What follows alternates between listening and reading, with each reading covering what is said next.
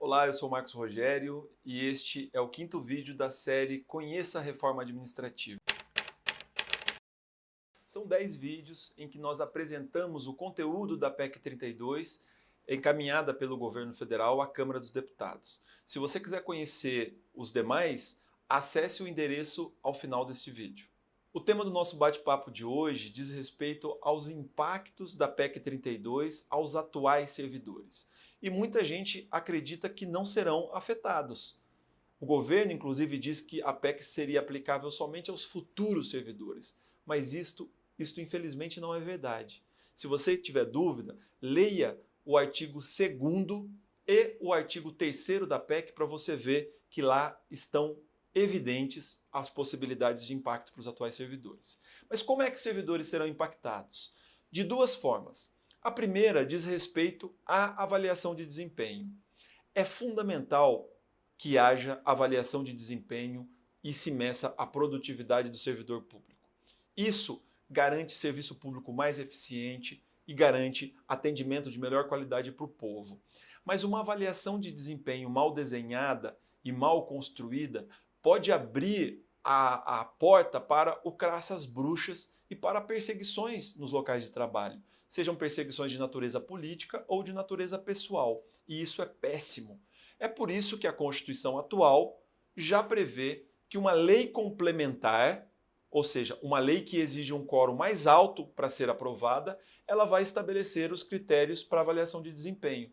Mas o governo se recusou a enviar um projeto de lei complementar estabelecendo esses critérios. O que a PEC 32 faz? Ela retira da Constituição essa exigência e permite que uma lei ordinária ou uma medida provisória, cujo quórum para aprovação é bem baixinho, seja a lei que regule a avaliação de desempenho. Em outras palavras, o governo, por medida provisória, poderá estabelecer os critérios de avaliação de desempenho de todas as categorias, mesmo a sua categoria que já prevê mecanismo específico de avaliação de desempenho. Então, é grave isso. É grave porque em temas como de lei ordinária ou de medida provisória, o Congresso não faz o debate devido, não tem tempo necessário para ouvir as categorias, ouvir os especialistas e construir um texto equilibrado. Então, a avaliação de desempenho é a primeira forma de impactar.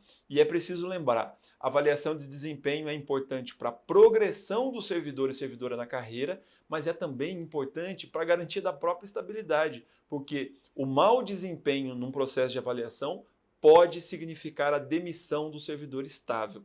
Por isso que é tão importante que seja uma lei equilibrada. Daí porque uma lei complementar.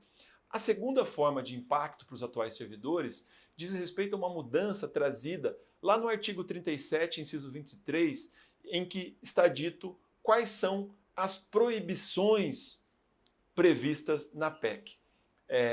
Entre as proibições estão o fim das licenças, só vai ser permitido agora a licença capacitação. Então, se a sua carreira prevê licença assiduidade, licença de várias outras naturezas, essa carreira vai ser alterada para que tenha só a licença capacitação.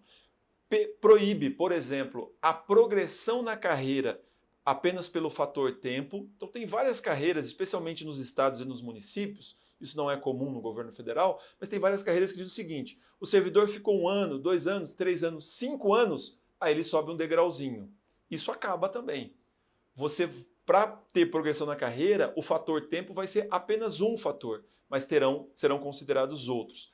Acaba, por exemplo, a possibilidade para empregados de estatais, a possibilidade de acordos coletivos que são feitos entre os sindicatos dos trabalhadores e as empresas, a possibilidade desses acordos garantirem a estabilidade no emprego e outros direitos.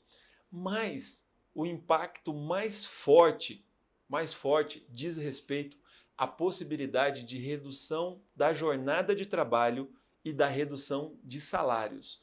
A PEC diz claramente que é possível reduzir a jornada e reduzir os salários, especialmente quando as contas do governo estiverem no vermelho. Você conhece algum governo cujas contas não estão no vermelho? Eu não conheço. Tem governos que estão transitoriamente no azul, mas caminha para uma situação complicada.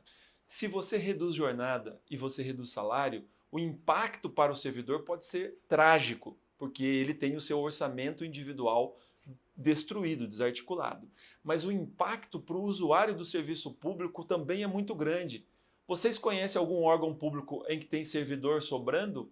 No INSS falta servidores para analisar a aposentadoria, nas escolas faltam professores, nos postos de saúde faltam profissionais da saúde das mais diversas áreas. Se você reduz a jornada dos atuais profissionais em 25%, 20%, sabe o que significa? Significa menos serviço para a população que mais precisa. Então, essa redução de jornada e de salário, ela é um risco para o servidor, mas é, sobretudo, um risco para o serviço público.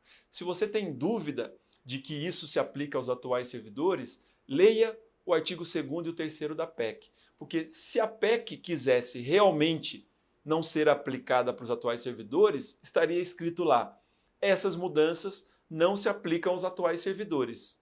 E não está escrito isso lá. Está escrito que essas mudanças não se aplicam aos atuais servidores que tenham carreiras organizadas por lei, desde que a lei não altere essas carreiras.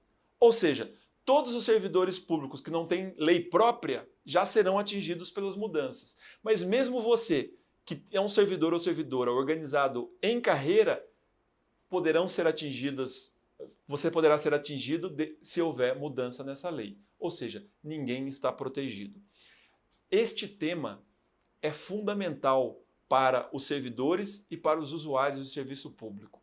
Por isso, se informe, participe do debate, participe das discussões. Não deixe que um tema tão estratégico como esse fique restrito aos políticos de Brasília.